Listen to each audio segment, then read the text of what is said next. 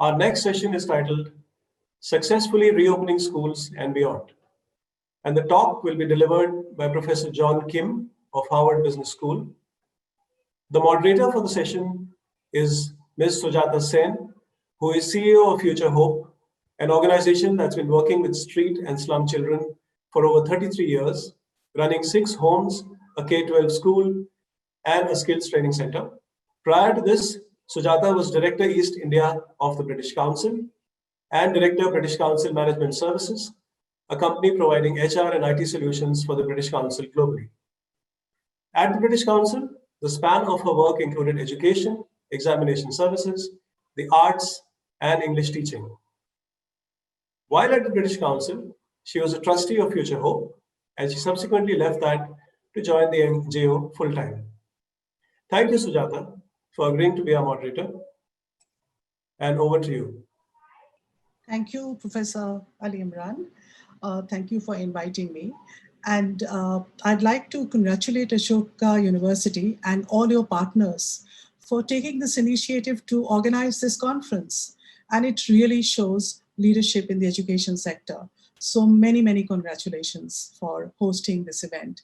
And the way that your team has been working for around the clock for the last few days really shows the quality that you have in this university. Today's session, this first session, is about successfully reopening schools and beyond, a question that is vexing, I know, all of us who are listening and who are in any way connecting to education, because the lockdown is the lockdown and we just don't know and we are confused individuals. But we do have to think about how we reopen and give access to our children. On education, the face-to-face learning that happens with our teachers. And to make that first presentation will be Professor Kim Jong, who is a senior lecturer in the General Management Unit of the Harvard Business School. Kim created and teaches the second-year course, Transforming Education Through Social Entrepreneurship, which explores how social entrepreneurs are adapting the disciplines of management as well as technology-driven tools such as personalization algorithms, online education platforms, and artificial intelligence and machine learning tools to deliver pattern-breaking change in education that can be scaled and sustained. Kim also serves as the co-chair of the Public Education Leadership Project, a joint project of Harvard Business School and Harvard Graduate School of Education. He is the founding editor of the District Management Journal, a publication which provides actionable insights related to leading and managing public school districts. Mr. Kim received an AB with honors from Harvard College and an MBA from the Harvard Business School. And this session, it's about ensuring that schools reopen successfully and what innovation they will require and what kind of approach it has to be, of course, an agile approach. And will schools look the same in the future after the pandemic? Over to you, Kim. So, good afternoon. Just so delighted to be here. Can you hear me all okay, Sujata? Yes, okay. I can. Okay, great. I'm gonna assume that it's working. So I'm joining you from the Boston area in the United States. So good afternoon. Thank you so much for that kind introduction. I just also want to extend my congratulations and gratitude and thanks to the Ashoka University and the entire staff. They've made this entire process very easy, and I know that it took a lot of work behind the scenes. So this morning, what I want to do, this afternoon, what I want to do is spend about 20-25 minutes providing a talk, and then I think we're going to leave a little bit of time at the end for some questions that may come from the people who are joining us today. And as you said, I want to talk a little bit about how do you actually go about restarting schools, as well as what are the implications beyond that. So I am going to share my screen so that I want to make sure that you can see my screen. Okay. Unless I hear from you, I'm going to assume that you can see my screen. So, you know, when you think about the process of reopening schools, that actually happened for all of you on March 25th. It was really the day that it actually closed. And for us in the United States, it started a little bit later, but it also ended a little bit later too. So what I want to do is take you through what happened, what are the challenges, how do we go about reopening, and what are the implications. So back in March 22nd, this is a time of spring break in the United States, and I was right in the middle of it. I kind of felt like that with the pandemic, perhaps this was something that would result in an extra week of spring break or something like that. And as you can see from this map, blue are the states in the United States where the governors had ordered a closed lockdown, a shelter in place. So you can see this map. There's only really a handful of states and schools that have closed. Of course, on March 25th, all of India went into lockdown. And for the United States, that happened on April 3rd. Only the gray states didn't have a non-essential business closure, but it was a remarkable convergence and agreement that all 50 million students in our public school system in the United States must now stay home. And it was a remarkable display of agreement based on the pandemic. Now, the schools are opening again. The states are opening. We're in summer break, but there's a real divergence of opinion. We have one group of parents and family members and community members who are basically saying, we don't want to comply with the rules. Why can't we just go back to the way they are? And then we have another group of people who are saying, I don't feel safe. How can we go back in without masks and without gloves? And so what I want to really talk about is what are the 5 key challenges to reopening schools successfully? And I know that all of you are probably thinking about that. First and foremost, this is a public health challenge. And because so many information remains unknown about this or changing, it makes it very difficult. Number 2, there's a lack of agreement around what this virus does and how long, for example, immunity can last, who gets it, and so on. And so because of it's a public health challenge combined with a lack of knowledge and lack of agreement, decisions are becoming political as opposed to being scientific. And then third, there's a real lack of time. As I mentioned, in the United States right now, this is the summer break time, so schools are finishing up, they're doing virtual graduations, but right away, in about 2 or 3 months, they must restart again, and the guidance is, like I said, there's a lack of agreement, it's politicized, and the public health information is changing all the time. Number 4, whatever decisions that people come up with, it will be scrutinized and second-guessed. Mainly because I think because it's a political decision, it's not a scientific decision, school leaders, school district leaders are under an immense amount of pressure to make the right decision, and whatever decision they make will be second-guessed. Now, if these 4 things weren't challenging enough, lastly, the circumstances keep changing. Policy keeps changing. The medical information about the virus also keeps changing.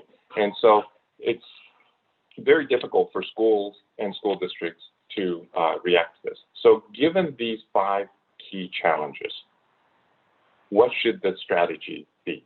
And if you take nothing away from this talk, it's the following few ideas that I'm going to share with you. Number 1, when you think about the traditional approach to planning in schools, we have taken what's called a linear approach. Typically, there's a problem or an opportunity or a challenge, and we take a 12 to 18-month view on how to actually bring about that change. You form teams, often hierarchical teams, with somebody senior, junior, and middle level in there. You do a lot of research. You want to prove it before trying it out. You develop comprehensive plans with specifications. You may want to pilot it, test it before you actually implement and roll it out all over the place. And then you get feedback, and then you say you're going to change it later. The motto here is cover all bases. I think given the challenges I shared with you, I'm going to recommend that you try this approach.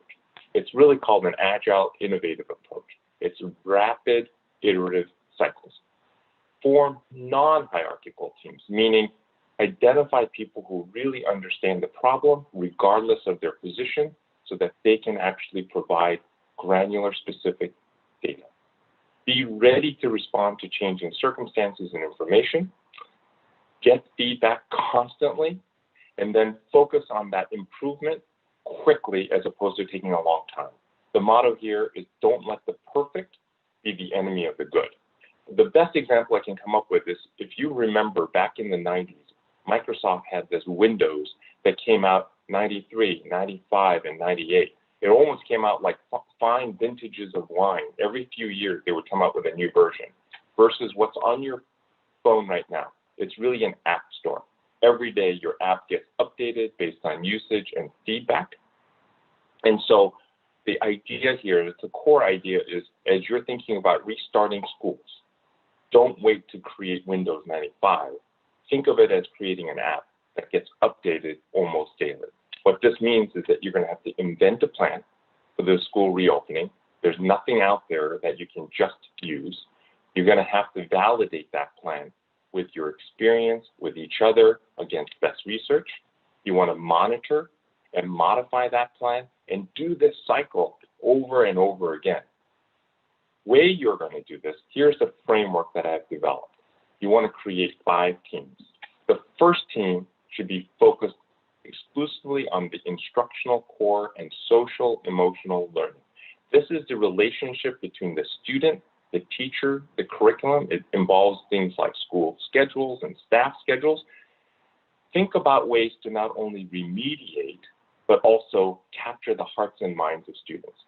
The second team, second group, should be all focused on operations, technology issues, facility, hygiene, maintenance, food service, transportation, so many details there.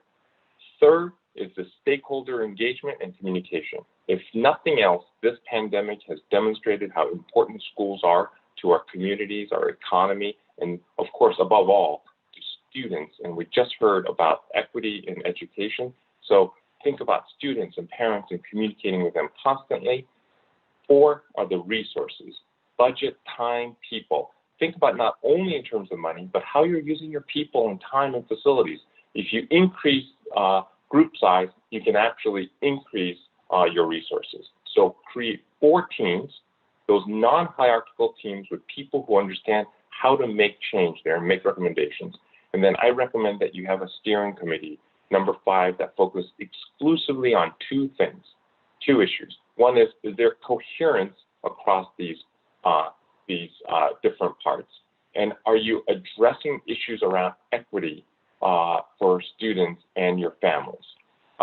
And in addition to that, you really got to think about this scenario planning because it's likely based on healthcare challenges that some students are going to be in remote learning, modified learning, and maybe most likely cases that there's hybrid and blended learning of those 2. And you may have to pivot, change from one to the next and back and forth. So once again, be an app, not Windows 95, because you're going to have to change on a constant basis. Second idea is that you should work in groups. You know more together than alone. And so rather than just working alone and forming these groups, I recommend that you create regional working groups where your teams on instructional core can actually work with others in your area. It can be done remotely. It does not have to be done in person. Operation. This is so that you can share ideas, get creative ideas, consider them, accept them or reject them, but you have actually had a chance to think about it. Third is making sure that you have coherence across all of your different plans. That means you got to focus on what does the instructional core, right in the middle there, what does the experience of the student and the teacher and the curriculum, the content feel like? What is really your strategy? And make sure that your systems, your structure, your resources, your stakeholders, and your culture all fit together so that you can create a cohesive plan that meets the changing environment in which you're going to be doing. This is the most important work, I think, for our society right now. And I'm so grateful and appreciative for all of you for doing this work. but it's going to require that you be innovative and be agile. Given the incredible disruption and change of the pandemic, I want to share with you my 5 key implications and what the future of school may look like given this. First, as strange it may sound, I believe that there's going to be more innovation and more creativity and more experimentation. Now that we've actually closed schools, and it's just a global phenomenon where everyone closed schools, it's no longer going to be just this. This is a carving from thousands of years ago, and you see that very little has changed in many classrooms today. You got the teacher in the middle, you got the students, you got the scroll, which is the curriculum, and that is the instructional core. I believe that with all the changes that have been brought on by the pandemic, there's going to be a lot of innovations in there. Innovations are going to look like students are now going to have greater self-direction. They've been asked by staying at home to actually have agency, take different initiatives for themselves, and there's going to be different ways that they learn, whether it's by reading or by computers or by visual or audio. Content, given the amount of time that people have spent at home, it has actually collapsed the assessment and the instruction together. There are new standards, and the focus is not on how many hours and minutes that you spent in the classroom, is did you learn it? And that's a competency-based model. And then for the teacher, it's really been, because the teacher can't be in front of the class all day long, they have to play a role more of a mentor and really trust the algorithm that's coming out of computers and other forms. So I believe that restarting schools will encourage experimentation, innovation. This is going to be an exciting period despite the challenges, and it's really up to all of us to take advantage of it. Second, I think there's going to be greater level of personalized learning. I think many of you are familiar with Benjamin Bloom's. He was an educational psychologist that did this experiment in the 1980s at the 2 Sigma. The first experiment was he took 30 students and taught them in a traditional way. And he got a bell curve of summative achievement scores. Some students did really well, some students didn't do so well. Second experiment, what he did was he took those 30 students and did what he called mastery learning. He identified the standards that he wanted to teach, and over the period of every couple of weeks, he would test and reteach and make sure that students understood the concepts. He got a 1 sigma improvement, 1 standard deviation improvement. Finally, he did something called a tutorial, which was a 1-to-1. He got every student had either a teacher or tutor and basically personalized the education for them. He got a 2 sigma improvement. Of course, the challenge here is that he needed 30 people or 30 times more time to do it. But this can actually be done now through synchronous and asynchronous learning. If you think about it, let's look at the teachers who are really good at explaining complicated concepts and provide them the opportunity to record themselves through video or audio, and that students can then hear that asynchronously. Then repurpose the teachers so that they can then help on a synchronous basis like that 1-to-1. We have this option now. It's actually because the pandemic broke the bounds of the traditional 4 walls to a classroom and the number of days you have to go and number of periods you have to sit in. We actually have this opportunity to think about synchronous and asynchronous learning that can lead to greater personalization. I believe that remote and hybrid learning is going to increase personalization in the future. Number 3, it's also related to that, is that the teacher's role will change. If you think about the traditional teacher's role, we take the teacher because we choose teachers, we identify teachers who have really strong content knowledge at the top of that upside down period. She or he must know the content really well, be able to analyze it, put it together, curate it, tutor it. And really at the bottom there is this notion of the teacher should understand the students well enough to be able to coach and support them and encourage them. What we really want though, if you think about it, is that if the teacher can really do a great job on coaching and facilitating and mentoring students, is there a way for us to deliver that content through technology or something else? In fact, technology is a really good way to deliver information, Technology is a very poor way of delivering coaching and mentoring. In fact, there is a school system, it's a charter school network in California that has developed this system. Their teachers primarily act, their focus, of course, they understand the content that they're part of, their teaching, but their real focus is on coaching and facilitating and mentoring. And then they combine that with a technology system that was designed and built with the help of Facebook engineers that provide the content analysis and feedback.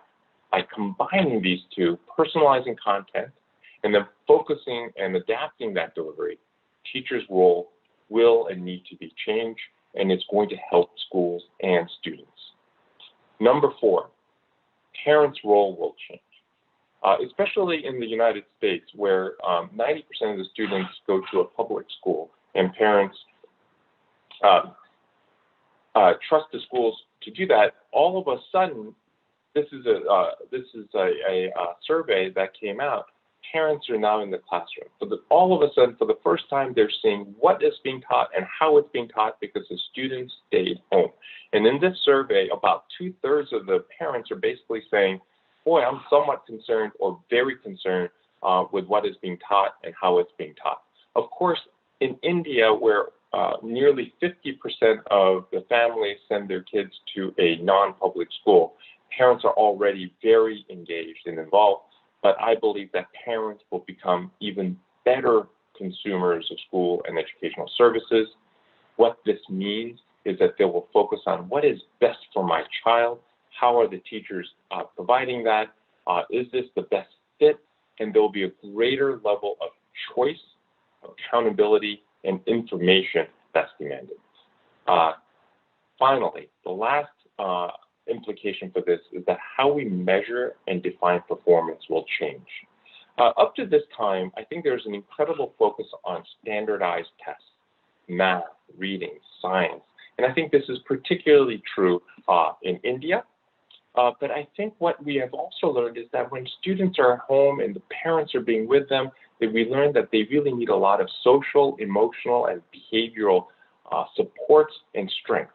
They need to understand self-direction. What are their leadership and adaptability? This has really challenged students.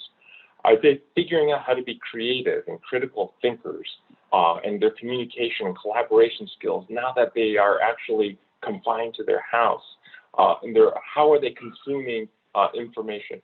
All of this, in some ways, there's been trauma, been difficult for students, but at the same time, I think it's raised our eyes and focus on how important this is for students to be successful in the future. In fact, in the United States, a big news came out during the pandemic. The UC system, the flagship university being Berkeley, essentially said they will end the use of SAT and ACT in admissions, which is a big deal, mainly because they don't think that standardized test is a good measure of talent and future success. And I think this is a movement that will continue beyond just UC. So changes in how we measure performance will also change higher education. So in summary, restarting schools is an incredibly important work. Encourage you to be agile. It will encourage experimentation. Number 2, remote and hybrid learning can increase personalization. Teachers' role will change. Parents will become even better consumers of education, and changes to how we measure performance will also change higher education. Thank you so much, and I will stop sharing my slide, and I'm happy to take some questions or go more deeply into any topic.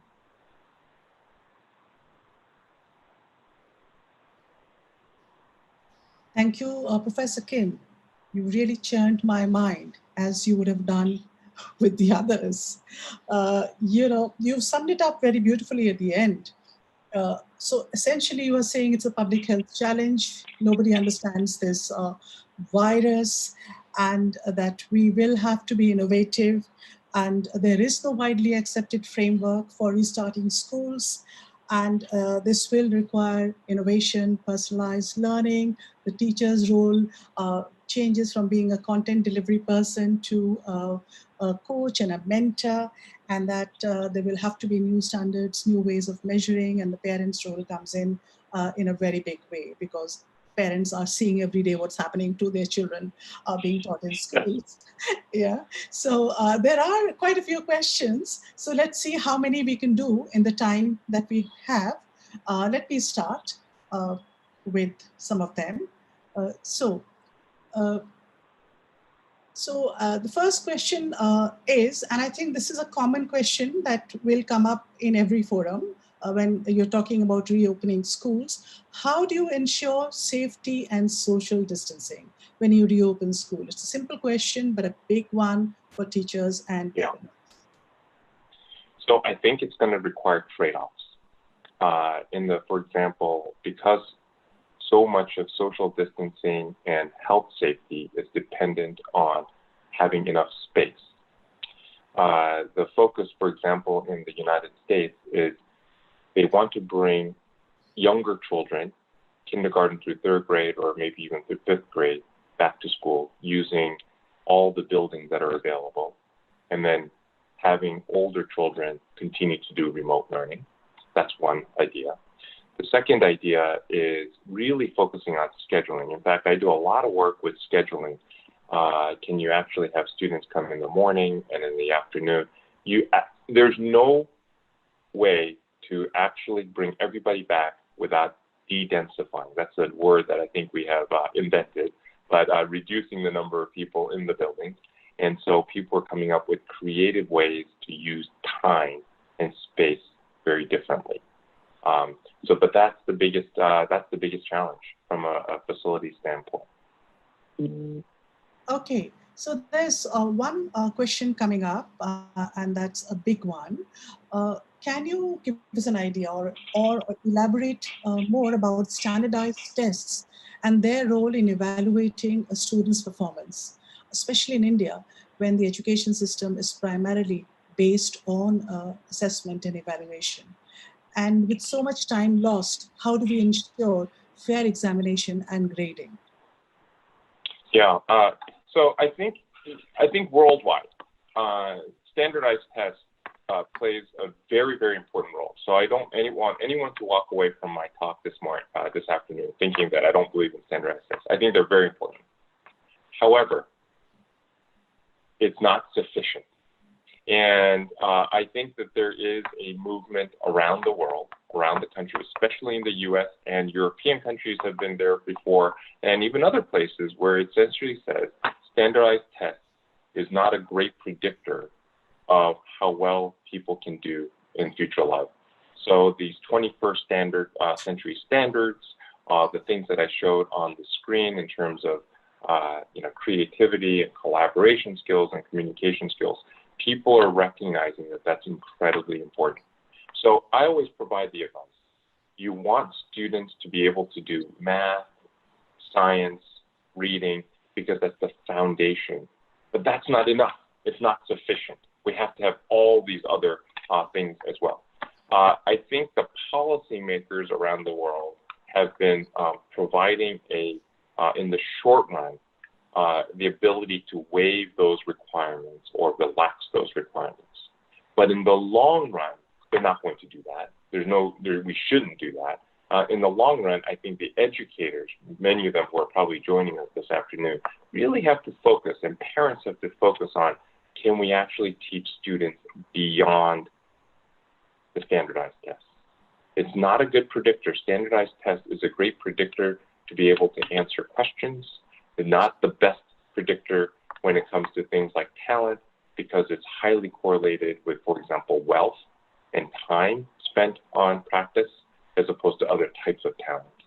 And that's why UC system is essentially saying they're not going to use that, and other people are following suit. Yeah. So again, a simple question, but a very deep one. And it is again about parents. how can parents who are going to have a much greater role now in the education of their children, how can they ensure a balance of screen time and creativity and other crucial skills in their children, which come from social interaction in classrooms and on the playground? Yeah, I think all these are such great questions, and I think we should probably have a conference on each one of them. Because they're such, I think, simple but very difficult and challenging and important questions. I think the fundamental thing that I always come back to is parents need to understand their children, like what they need. I have two daughters, and I think my two daughters, what they need and how they go about fulfilling their educational needs and social needs are so different. And fundamentally, there's no substitute for parents and guardians to understand their children well. I'd say in my research and studies of different educational systems, especially in Asia, India, China, there's a real focus on what happens in the school and after school.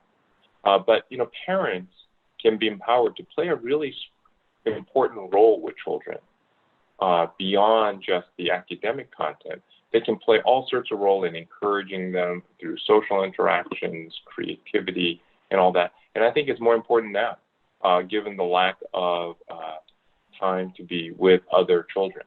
So I would say, number one, parents being really more involved beyond just grades and academic performance in the development of the child. It's an incredible gift that we have been given in some ways, because we have to be at home with our children. And this is an opportunity that we really should take advantage of. Thank you. I also liked the statement that you made very quickly in passing in your presentation, that it's an exciting time. And that gives a little bit of cheer to all of us who are sometimes in depression about this not being an exciting time. Another very simple but I think a very important question is we are looking for students to be well-rounded, academics and extracurricular and everything, all of that, a well-rounded personality. And do you also suggest we will be able to pay attention to extracurricular and outdoors and sports and make it an all-round kind of opportunity for our children? Yeah, I absolutely do. It's always interesting. As some of you may know, I wrote a case study on Baiju a few years ago, and he told me that when he was growing up, he actually spent a lot of time playing cricket. And I think that's probably why he sponsors a cricket team now, and he spent a lot of time in sports. And he says, I learned so much about teamwork and everything else. And he said, I learned a lot about math going to cricket matches, because he would count things out the window. And I thought that was a really good lesson, that these are not separate. It's not, we don't have education in this box and extracurricular in this box. And the challenge isn't trying to balance the box.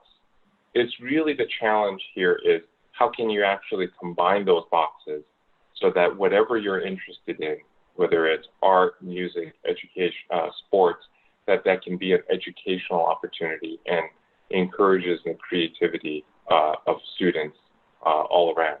So if I had a point of view on that, it would be try to combine them and as much as you can. I think one of the problems and the challenges in the educational system is that we have actually segmented it. This is math, this is reading, this is science, and in fact the world is more holistic than that, more integrated. Okay, so the next question for you is, can you elaborate a little bit on the traditional approach versus the innovative approach? Oh, yes. So the traditional approach was very much based on, we have a problem, and let's put a group of people together, and let's solve that problem, and we're going to have a certain amount of planning. And so, as I gave an example, on Microsoft, when they built Windows, they literally had thousands of computer programmers working on a plan, one plan that was oftentimes dictated by a leader who was in charge of Windows and said, okay, we have collected all this feedback, we have all these requirements that we have to build, here's the time frame, you do this part, I do this part, and we're going to continue. And then once we finish all of our requirements, technical requirements and marketing requirements, then we'll release it. So the idea is that at the end of this, that you're going to release something as close to perfect as you know it then. Of course, people understood that they have to upgrade and every time as technology changes or circumstances change. If you think about the apps that on a smartphone today, they change constantly. Every day I look at my phone and I say, oh my goodness, I updated all my apps yesterday, and there's another little dot that says, 30 apps need to be updated. And it's because the idea is when we release an app, there's going to be problems. We know that. But we're going to get real-time feedback so that we can prioritize on what we're going to update and change, as opposed to make everything perfect before we release it. And this means that the power and the information is more to the consumer, the user, than the builder. And so if you think about it in the context of the education and reopening schools, what we're really saying is we can sit in our rooms right now and try to determine what's most important for parents when they come back to school and kids. But we don't actually know because we haven't really talked to them and interacted. So my advice is create the best guess, take the best guess, and then see what happens. And I think parents and students and staff will actually give you the information on how to adjust and be prepared to adjust, because what you release is not perfect, but that's part of the strategy. Okay, your next question, and this one interests me also a lot. And this question has come up actually from some of our viewers and listeners. And this is about how does a teacher become a coach and a mentor and only then a content delivery person? How do you do that? Yeah, well, I think it's once again, so I think great teachers today probably do that already. So this is to say that really great teachers who spend an enormous amount of time, more than what they probably are required to do this today. They prepare their lesson plans, they understand the content, and they become coaches and mentors to their students. But there are also many more teachers that are coming up in the ranks. And if you think about the fact that, especially in the United States, where we have very specific certification requirements, those certification requirements measure time and classroom management skills, experience, and content. They don't actually measure things like, are you really good at mentoring, encouraging kids, inspiring kids, and things of that nature. In fact, we probably all have people in our lives that are really good at that are not classroom teachers. And computers, on the other hand, technology is incredibly good at delivering information in a personalized way. So what I'm really saying is we should expand the definition of teacher. Let's not think of the teacher as the person who understands content and knowledge, but let's think about the teacher as someone who can inspire and encourage. And then now, by broadening that definition, many more people can be teachers. Technology is phenomenal at delivering content. Technology is horrible at inspiring and encouraging students. And so let's combine those two. That's all I'm really saying. Let's let people who are good at inspiring, let's let them do that. Let's let technology good at delivering content. Let's let that do that. Combine it, and we have a really making of a great system. I really love that. I love that answer. Yeah. Okay, so we've been seeing that many countries have opened their schools and they've had to quarantine their teachers and their students again. Is it a good time, the right time, or what is the right time to open a school? Well, I think in general, one of the things that's just been remarkable about closure of schools is that we think about this as they impacting students and families, but we know that it also impacts the community, the economy. People can't go back to work, especially in the U.S. where students need to be in school. Young children have to be in school before they can go back to, parents can go back to work. So I think in that sense, we need to open schools as soon as it is safe to do so. So I'm for reopening and restarting schools, but we have to be done safely. And I think the challenge there to doing it safely is around not only the health of the students, but also the health of staff, who are much more, I think, susceptible to the virus. So, for example, I think in the US, everybody is going to restart schools as they were going to do. The question is, what form will it take? Will it be in person? Will it be online, remote, some combination? And so I think the simple answer is we should start school on schedule. How it gets started, I think, is up to individual circumstances of that region, healthcare challenge, and you have to be ready to change how you're delivering your educational, the schooling based on that circumstance. Okay, so all of us have gone online, and some, of course, haven't been able to go online.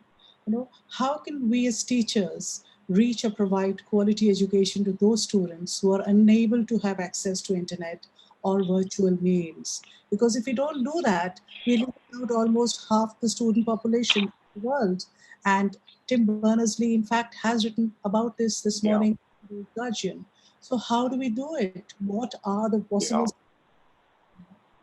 Yeah, and it's not just not India. In the U.S., we've had the equity issues around internet access, technology access, device access has been very glaring in a country even like the U.S. I work with the Los Angeles Unified School District, and about 20-30% of the students didn't really have access to these devices. So, of course, they went out and bought many of them, but that's not really a solution, a long-term solution. I think this is really a challenge. I do think about the fact that I think internet access and technology access should be something more similar to water and power and heat, that this is something that is a utility that should be provided to all families, given it's not just the pandemic, but because of the access to information and news and important services, or so much of it is delivered by the internet. So I think we need to do that as a really a governmental policy, really be thinking about internet access in a similar way that we think about water and power. But of course, not everybody has that either. And then the second thing I think we can do is, before the internet, there was these things called correspondence schools and paper-based. And I saw the previous presentation where there's a lot of work to trying to figure out, is there different ways to deliver it, whether it's by radio or by paper. I think the short run, that's the best we can do to do that. I think in the long run, we have to address this situation about technology access. Yeah, and of course, with technology, you have another problem, and that's about privacy issues. Zoom is not secure, so-and-so platform is more secure, etc., etc. How do we actually approach the privacy issues when we have gone online? Yeah, I think this is a huge issue, and one that is incredibly has been a big issue in the U.S. as well. There's been real efforts around privacy issues around that. But fundamentally, I think this is where I think policy makers and government agencies can really play an important role. This is where I think government can play an incredibly important role in terms of data protection and privacy protection. In the U.S., we have a patchwork approach. There is a guidance called FERPA, federal laws, but really it's left up to the individual local entities to actually execute those. And in general, I think that there's a heightened awareness of the importance of that.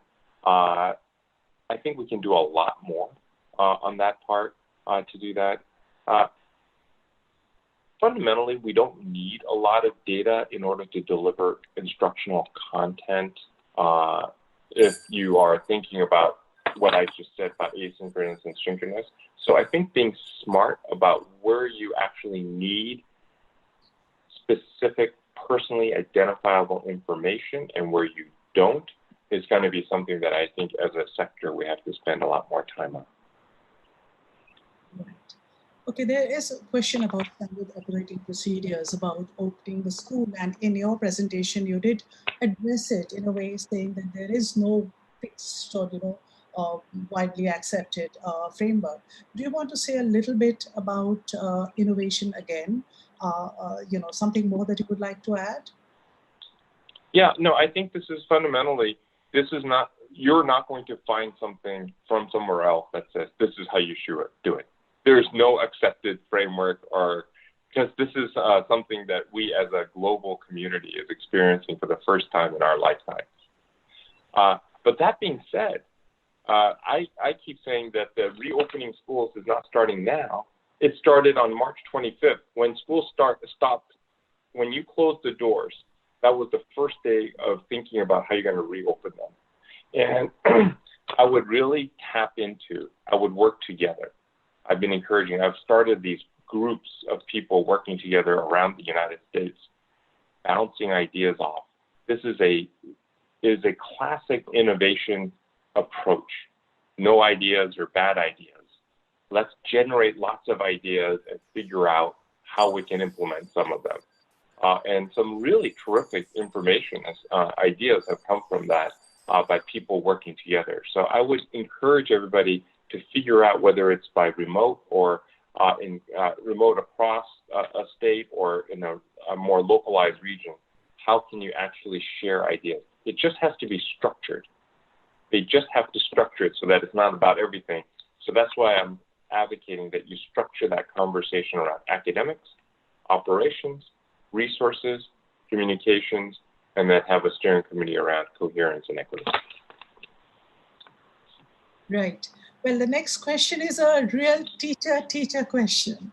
And this is, this says, assessments and lesson delivery needs to be relooked, and it should be more application-based. This would mean a more modern training process for teachers. Even the boards have to redesign and restructure. And can you talk a little bit about this?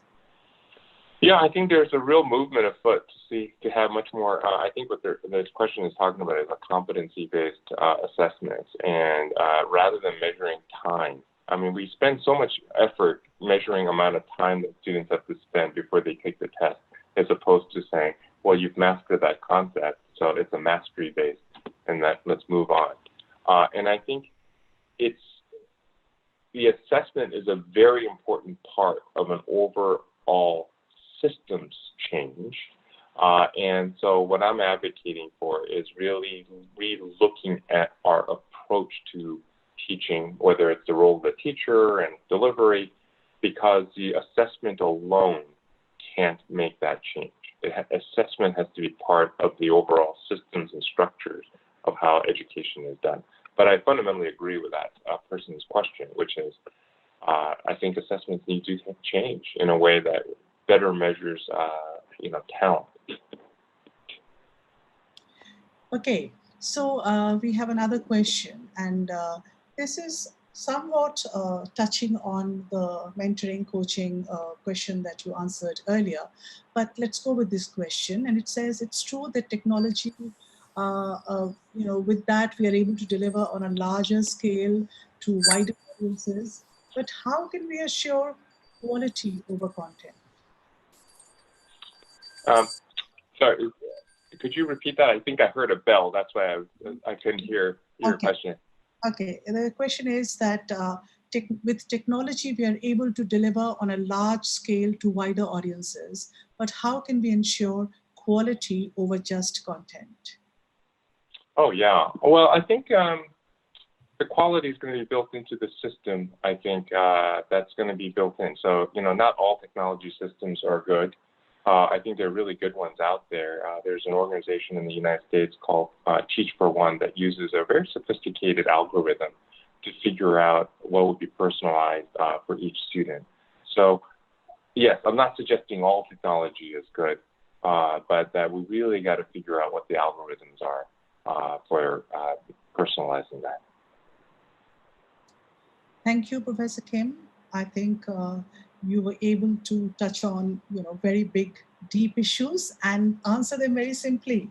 You know, just be innovative, be simple, try to work together with people. Don't always look at hierarchy. Distribute leadership, and that's what it is required now at this point. And thank you for putting it across so vividly, so easily, so lucidly. Anything at the end that you would like to say? I just want to extend my thank you to you. You're a wonderful moderator and host, so thank you for that. I want to just extend my thanks to the entire staff and team at Ashoka and Ashish, especially for inviting me. So, Ashish Darwan, so thank you very much. Really appreciate it. And thank you to all the educators on the call. You're doing really wonderful and important work. Thank you, Professor Kim, and thank you to all the participants who have so passionately sent their questions, and of course, they're fully engaged with this. Thank you, Ashoka University, and I'm handing over to you, to Ashoka University. Thank you, Sujata. Thank you, Professor Kim, for that absolutely wonderful session. I think everyone was enthralled, and I have to tell you that if you were to come to India, I think you'd be mobbed at the airport if you were willing to risk flying. And if there was such a thing as a virtual autograph, I think you would have given about 500 after this session. I think it was just absolutely amazing. Of course, as a parent, I could only groan at the thought of having to do more work to make my children study. But we're doing that already for the last 3 months. And I think it was just incredible. I think we can do a full conference just on the questions that people have put to Professor Kim. So thank you very much. Sujata as well for moderating the session. Professor Kim, I think we can relieve you now to go on with your day. And we'll definitely have you back very soon. I can promise you that. Thank you, Sujata. Thank you for helping us with the session.